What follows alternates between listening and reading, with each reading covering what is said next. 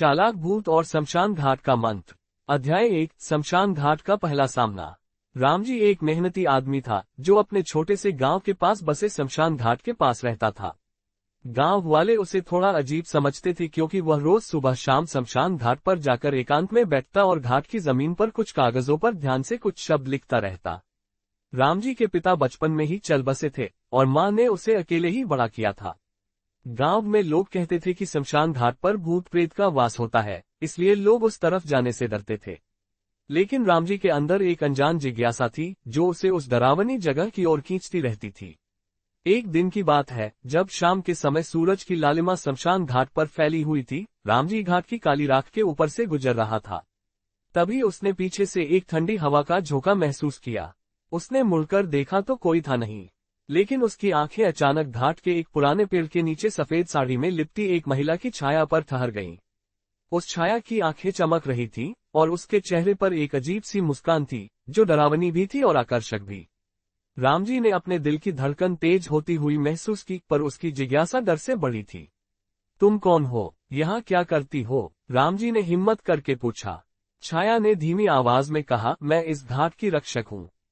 जो भी यहाँ आता है मैं उसे अपने जाल में फंसाती हूँ। रामजी ने हंसते हुए कहा, मैं डरने वाला नहीं हूँ, मैं तुम्हारे रहस्य को जानना चाहता हूँ। छाया ने कहा, अगर तुम्हें अपनी जान प्यारी है तो यहाँ से चले जाओ, वरना मेरा शिकार बन जाओगे। पर रामजी ने पीछे हटना मुनासिब नहीं समझा। वह छाया के करीब पहुंचा और तब अचानक वह गायब हो गई। रामजी के हाथ में एक पुराना फटा हुआ पुस्तक का टुकड़ा आ गया। अध्याय 2। शमशान घाट का पुराना साधु।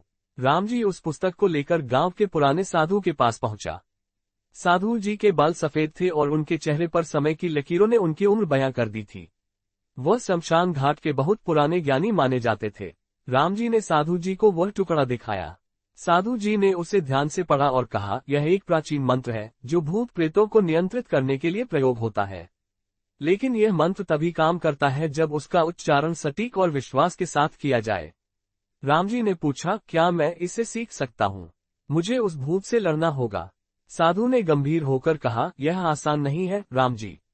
भूत चालाक होते हैं, वे लोगों के मन में डर डालकर उन्हें अपना शिकार बनाते हैं। तुम्हें बहुत ध्यान लगाकर यह मंत्र सीखना होगा। रामजी ने वादा किया कि वह पूरी मेहनत से सीखेंगे। अध्याय 3। मंत्र का अभ्यास। अगले कई दिन रामजी साधु के पास जाकर मंत्र का अभ्यास करने लगे। साधु उन्हें बताते, जब भी भूत तुम्हारे सामने आए तो इस मंत्र को जोर से दोहराना, ये भूत की शक्तियों को कम कर देगा। मंत्र था, ओम भूतानां नियंत्रकाय नमः, तवाश्रयम में कुरु शांतिम, असुर आत्मान विसर्जय, मम रक्षा कुरु सर्वदा। रामजी ने दिन रात इस मंत्र का अभ्यास किया। कई बार रात को उसे सपने में वही छाया दिखती, लेकिन अब वह डरने के बजाय उसे मंत्र दोहराने लगता। अध्याय 4। पहली लड़ाई। एक रात जब पूरा गांव सो चुका था, रामजी शमशान घाट पर अकेला गया। उसे उस सफेद साड़ी वाली छाया का इंतजार था। थोड़ी देर बाद वह फिर प्रकट हुई। उसकी आंखों में अब क्रोध झलक रहा था। तुम्हें अब छोड़ूंगी नहीं, भूत बोली। रामजी ने मन में गहरा विश्वास किया और जोर से मंत्र पढ़ना शुरू किया। भूत ने गरजते हुए कहा, तुम्हें तो मार डालूंगी। लेकिन मंत्र की शक्ति से भूत कमजोर पड़ने लगी। वह गरजती हुई हवा में उड़ने लगी और धीरे धीरे धुंधलाती चली गई। रामजी ने महसूस किया कि उसने पहली बार उस भूत को कुछ हद तक हराया है। अध्याय 5। चालाक भूत की वापसी। कुछ दिन गुजरे। रामजी ने सोचा कि अब वह सुरक्षित है। लेकिन एक शाम जब वह अपने घर में था, भूत ने उसे सपने में फिर से चेतावनी दी, मैं वापस आऊंगी, इस बार और भी चालाकी से। और सचमुच अगले कुछ दिनों में शमशान घाट पर अजीब घटनाएं होने लगी। गांव के लोग अचानक बीमार पड़ने लगे, आवाजें सुनाई देने लगी और रात की हवा में फुसफुसाहटें गूंजने लगी।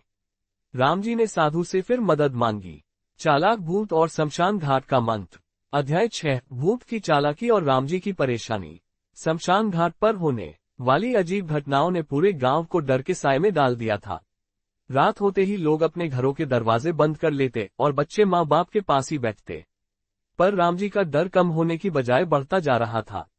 भूत ने अपनी चालाकी से अब सिर्फ रामजी को नहीं, बल्कि उसके परिवार और दोस्तों को भी निशाना बनाना शुरू कर दिया था।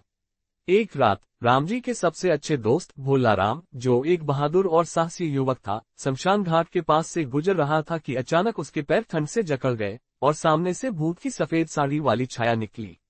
भोला राम ने घबराकर भागने की कोशिश की पर वह जमीन पर गिर पड़ा। उस समय रामजी अचानक वहां पहुंच गया और जोर से मंत्र बोलना शुरू कर दिया। धीरे धीरे भूत ने घुसपैठ बंद की और छाया गायब हो गई। भोला राम को संभालते हुए रामजी ने कहा, तुम ठीक हो, ये सब भूत की चालाकी है। हमें अभी और मजबूत होना पड़ेगा। अध्याय 7 साधु की सीख और नया मंत्र। रामजी ने साधु के पास जाकर पूरी घटना बताई। साधु ने गंभीर होकर कहा, तुम्हारे सामने एक चालाक भूत है। ये सामान्य मंत्रों से नहीं रुकने वाला। तुम्हें एक शक्तिशाली और प्राचीन मंत्र सीखना होगा जो सिर्फ शमशान घाट के अंदर पढ़ा जा सकता है। साधु रामजी को ले जाकर शमशान घाट के सबसे पुराने और दूरस्थ स्थान पर ले गया। वहां एक गुफा थी जिसमें चट्टान पर प्राचीन संस्कृत में लिखा हुआ मंत्र उकेरा गया था। साधु ने रामजी को समझाया, यह मंत्र शक्ति, साहस और ज्ञान की रक्षा करता है। इसे पढ़ने के लिए तुम्हारे मन में संदेह नहीं होना चाहिए। जब यह मंत्र पढ़ा जाएगा तो भूत अपनी सारी चालाकी खो देगा और तुम्हारा शिकार नहीं कर पाएगा। रामजी ने गुफा के भीतर घंटों बैठकर मंत्र का अभ्यास किया। मंत्र था, ओम महाकालाय विद्महे काल भैरवाय धीमहि तन्नो भैरवः प्रचोदयात्। अध्याय 8 अंतिम मुकाबला। कुछ दिनों बाद भूत ने फिर शमशान घाट पर हमला किया, पर इस बार वह बहुत ज्यादा क्रूर और चालाक थी। वह रामजी के सामने कई अलग अलग रूपों में आए, कभी कोई वृद्धा, तो कभी बच्ची, तो कभी उसका कोई करीबी दोस्त। पर रामजी अब डरता नहीं था। उसने अपने मन को शांत रखा और बार बार वह प्राचीन मंत्र पढ़ता रहा। भूत की चालाकी नाकाम हो गई। वह धीरे धीरे कमजोर पड़ने लगी, उसकी आवाज कांपने लगी और वह अंततः एक तेज रोशनी में बदलकर गायब हो गई। अध्याय 9 शमशान घाट की शांति। भूत के जाने के बाद शमशान घाट पर फिर शांति फैल गई।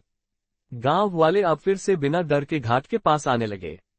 रामजी को सम्मान मिला क्योंकि उसने अपने साहस और ज्ञान से उस चालाक भूत को परास्त किया था। साधु ने कहा, याद रखना, ये लड़ाई सिर्फ एक शुरुआत है।